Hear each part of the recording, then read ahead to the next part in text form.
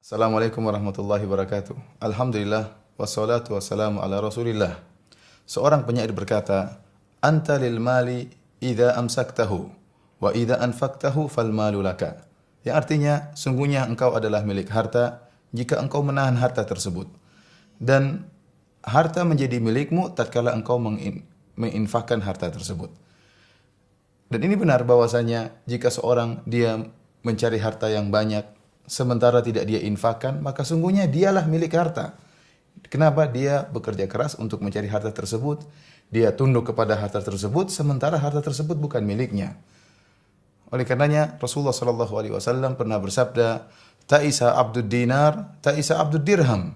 Sungguh celaka penyembah dinar dan sungguh celaka penyembah dirham. Di sana ada orang-orang yang benar-benar diperbudak oleh harta, diperbudak oleh dinar dan diperbudak oleh dirham. Waktunya habis untuk tunduk kepada dinar tersebut. Waktunya habis untuk mencari harta tersebut. Bahkan ibadahnya diatur oleh harta tersebut. Kapan hartanya mengatakan tunda ibadahmu, kapan hartanya mengatakan tinggalkan ibadahmu, maka demi harta dia akan tinggalkan ibadahnya. Demi harta dia akan tunda-tunda ibadahnya. Maka benarlah sabda Nabi SAW, "Ta'isa abdud dinar, ta'isa abdud dirham."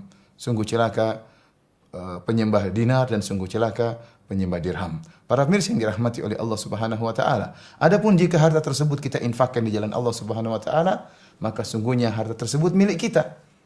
Dalam suatu hadis tatkala disembelih seekor kambing, kemudian Nabi sallallahu alaihi wasallam menyuruh istri-istri Nabi untuk membagikan kambing-kambing tersebut kepada orang lain.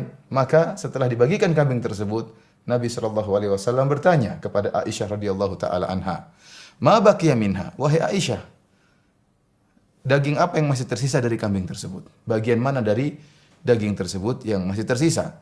Maka kata Aisyah, "Ma baqiya minha ghairu katifiha."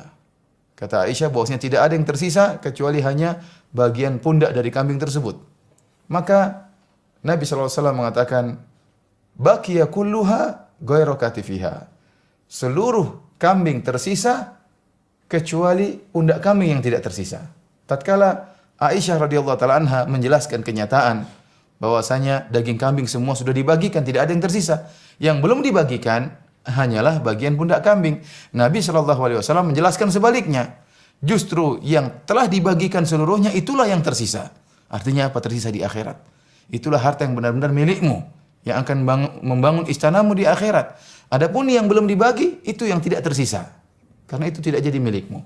Dan ini sesuai dengan sabda Nabi sallallahu alaihi wasallam dalam hadisnya, "Yatba'ul mayyita thalath."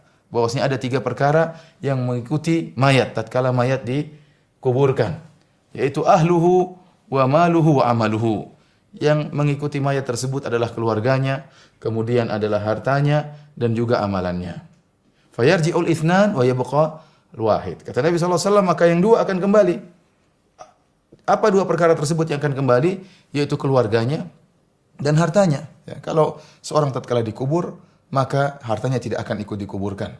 Kemudian keluarganya, istrinya dan anak-anaknya pun tidak akan mau dikuburkan bersama dia.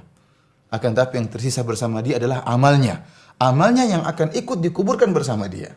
Tatkala harta tidak diinfakkan di jalan Allah Subhanahu wa taala atau tidak diinfakkan sesuai dengan yang diridhoi oleh Allah Subhanahu wa taala, maka harta tersebut ya tidak akan menjadi amal. Tetapi kapan harta tersebut diinfakkan di jalan Allah Subhanahu wa taala, maka berubahlah status harta tersebut menjadi amalan soleh dan akan menyertai sang hamba dalam kuburannya. Karenanya para pemirsa yang dirahmati oleh Allah Subhanahu wa taala, tatkala kita mencari harta, niatkanlah karena Allah Subhanahu wa taala. Tatkala kita mencari nafkah buat anak istri, niatkanlah karena Allah Subhanahu wa taala. Tatkala kita memiliki harta, mengumpulkan harta, maka niatkanlah bahwasanya harta tersebut akan kita gunakan sebagiannya untuk di jalan Allah Subhanahu wa taala. Karena kapan kita mencari nafkah karena Allah Subhanahu wa taala dan kapan kita mengeluarkan harta tersebut karena Allah Subhanahu wa taala, maka harta tersebut akan menjadi amal soleh yang akan menemani kita di alam kubur dan akan membela kita tatkala di akhirat kelak. Akan tapi sebaliknya, jika ternyata harta tersebut tidak kita niatkan karena Allah Subhanahu wa taala, kita gunakan hanya sekedar dalam rangka berfoya-foya, tidak ada tujuan yang jelas, kita membangun rumah-rumah yang tinggi tanpa niat karena Allah Subhanahu wa taala, kita kumpulkan harta yang begitu banyak, tanah emas, dolar, rupiah, bukan karena Allah Subhanahu wa taala, maka sungguhnya harta yang kita kumpulkan tersebut akan menjadi bumerang bagi kita di akhirat kelak, akan memperberat hisab kita di akhirat kelak, karena Allah Subhanahu wa taala berfirman, "Tsumma latus'alunna yauma idzin 'anin na'im." Sungguhnya kalian benar-benar akan ditanya oleh Allah Subhanahu wa taala atas segala nikmat yang kalian rasakan. Wabillahi taufik. Assalamualaikum warahmatullahi wabarakatuh.